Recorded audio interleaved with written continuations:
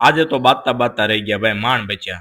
મહાદેવ મહાદેવ, તો સ્વાગત છે આપણા નવા મિની વ્લોગમાં. હું આવી ગયો માતાજી મેરડીના દર્શન કરવા, કેમ કે આજ છે જન્માષ્ટમી અને અમે આયોજન દર વર્ષે કરવી છીએ, એટલે એ સારું જાય એની પ્રાર્થના હાટો આવી ગયો તો હું સીધો મેરડીમાં એ દર્શન કરવા. પછી વાસુનો ફોન આવ્યો કે મારે યારે તું લાઠી, મારે ચોણો પહેરવાનો છે બપોર પછી, એનું મારે ફિટિંગ કરવું છે. અને આ છે અમારા લાઠીનું જન્માષ્ટમી આયોજન, જોઈ શકો છો.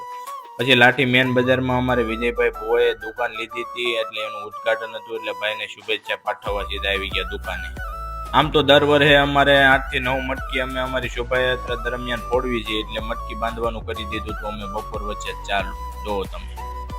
અને દર વર્ષે અમારા ડોશીમાં બધા ગોકુલ દાદા બનાવે છે, કરી દો ગોકુલ દાદાના દર્શન.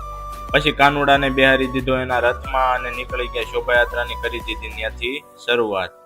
પછી તો એકાએક નેહડાના બધા માણસોએ મુખી બાપાનું સન્માન કર્યું, કેમ કે આ માણસ સન્માન પાત્ર છે. બોલો જય મુખી બાપા. અને શોભાયાત્રાની પહેલી મટકી ફોડી નાખી ભાઈ ભાઈ. કાનુડાને લાવી દીધા એના મહેલમાં અને કાનુડાને બેહારી દીધા એના રાજપાટ ઉપર, જોવો તમે. અને આ બે લાકડી ફેરવવા હાટું બાંધી પડ્યા. મેં મારથી આગળ રોપે તમે કંઈક મારું માથું ફૂટ્યું. અને પછી મુકાએ ફોડી નાખી મટકી. બોલો નંદ ઘેરા નંદ ભયો, જય કનૈયા લાલ કી. કોમેન્ટમાં જય દ્વારકાધીશ કરી નાખો.